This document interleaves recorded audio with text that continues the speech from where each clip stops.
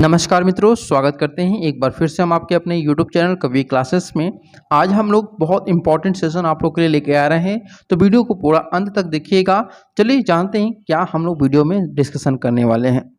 सबसे पहले आपको बताना चाहेंगे कि राउंड काउंसलिंग और फेज काउंसलिंग दोनों अलग-अलग चीज़ें होती हैं, ठीक है? तो बहुत सारे स्टूडेंट यहाँ पूछ रहे हैं कि सर राउंड काउंसलिंग क्या होती है और यहाँ पर फेज काउंसलिंग क्या होती है, या फिर बहुत सारे पूछ रहे हैं कि सर मेरा 4,55,000 रैंक है तो किस राउंड में काउंसलिंग हुआ? तो आपको पहले बताना चाहेंगे कि देखिए यूपी बीएड में आपके 3 राउंड होते हैं, चूँकि इस बार से चौथा राउंड भी लागू किया गया है, तो उसके बारे में हम डिस्कशन नहीं करेंगे, 3 राउंड के बारे में बात करते हैं। पहला जो राउंड होता है वह आपका फेज 1 से लेकर के फेज 4 तक होता है, इसे हम राउंड 1 कहते हैं, ठीक है। राउंड 2 जो आपका पूल काउंसलिंग होता है, हम लोग उसको राउंड 2 काउंसलिंग कहते हैं, और डायरेक्ट जो होता है काउंसलिंग उसे हम लोग राउंड 3 काउंसलिंग कहते हैं, ठीक है। अब यहाँ पे देखिए कि आपकी जितनी भी रैंक क्यों ना हो, चाहे आपका 4 लाख रैंक हो या 75,000 हो या फिर 60,000 हो या फिर 2 लाख हो, 3 लाख हो, 2.5 लाख हो, उस सभी के सभी स्टूडेंट की काउंसलिंग होगी वह राउंड 1 में होगी। तो पहली बात ये प्रश्न पूछना छोड़ दीजिए कि हमारा किस राउंड में होगा, राउंड 1 में ही आपका काउंसलिंग होगा। पहली बात यहाँ क्लियर हो गई। अब यहाँ राउंड 1 में 4 फेज होते हैं, फेज 1, फेज 2, फेज 3 और फेज 4। ध्यान दीजिएगा, फेज 1 की जो काउंसलिंग होती है, राउंड 1 में फेज 1 की जो काउंसलिंग है वह 1 से लेकर के 75,000 जिनकी रैंक है उनके हो गए। अब यहाँ पे कुछ लोग कंफ्यूज हैं कि काउंसलिंग जो हो रही है वो स्टेट रैंक पे हो रही है या फिर कैटेगरी रैंक पे हो रही है। तो आपको बता दें कि जो काउंसलिंग आपकी हो रही है वह स्टेट रैंक पे हो रही है, न कि आपकी कैटेगरी रैंक पे हो रही है। तो जिनकी भी स्टेट रैंक 1 से लेकर 75,000 है, उनकी काउंसलिंग 30 से लेकर के 7 अक्टूबर तक हो रही है। 30 सितंबर से लेकर के 7 अक्टूबर तक आप लोग की जो पहली काउंसलिंग वह हो रही है। इसके बाद चूंकि यहाँ पर रजिस्ट्रेशन की मैं बात कर रहा हूँ, उसके बाद जो आपकी काउंसलिंग होगी वह 75,000 1 से लेकर के 2 लाख जिनका स्टेट रैंक है उनका होगा। इसमें बहुत सारे लोग बोलते हैं कि भैया हमारा 1,30,000 रैंक है तो हमारा किस राउंड में या फिर किस फेज में होगा।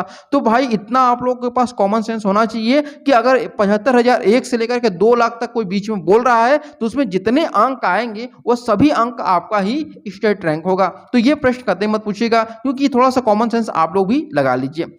अब यहाँ पे बात करते हैं कि फेज 2 जो है उसमें कौन से अंक के आप लोग के अभ्यर्थी भाग ले सकते हैं। तो 75,000 1 से लेके 2 लाख जिनका स्टेट रैंक है वही भाग ले सकते हैं। अब यहाँ पे सेकेंड राउंड की जो काउंसलिंग शुरू होगी वह 9 अक्टूबर से शुरू होगी। कब शुरू होगी? 9 अक्टूबर को शुरू होगी। यहाँ पे कुछ लोग बोल रहे हैं कि सर हमारा 11 अक्टूबर को हमारा नेट का पेपर है तो हम कैसे रजिस्ट्रेशन करेंगे।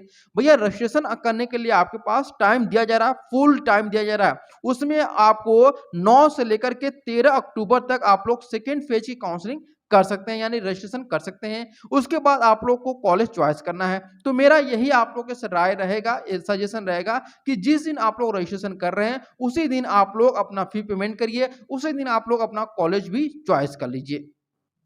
और बहुत सारे कन्फ्यूजन यहाँ पे ये भी हो रहे हैं कि फेज 1 में अगर हमें सीट नहीं मिलती है, मान लेते हैं फेज 1 में किसी को 4 उन्होंने सरकारी सीट चुनी और उनको सरकारी सीट कोई भी नहीं मिली या एडेड कॉलेज नहीं मिला, तो क्या फेज 2 में करा सकते हैं अपना काउंसलिंग? बिल्कुल नहीं करा सकते हैं। फिर आपको फेज 1 के जो स्टूडेंट रहेंगे उनको आना होगा पूल काउंसलिंग में, यानी कि सेकेंड जो आपकी काउंसलिंग होगी फिर उसमें आपको अपना सारा चीज़ें फिर से शुरुआत से करना पड़ेगा। तो ध्यान रखिएगा कि जो फेज 1 के स्टूडेंट गलती कर रहे हैं वो फेज 2 के स्टूडेंट आप लोग गलती मत करिएगा। जितना हो सकेगा 40 से लेकर 50 कॉलेज कम से कम आप लोग भरिएगा, क्योंकि इस बार फाइट बहुत ज्यादा यहां पर सीटों के लिए हो रही है।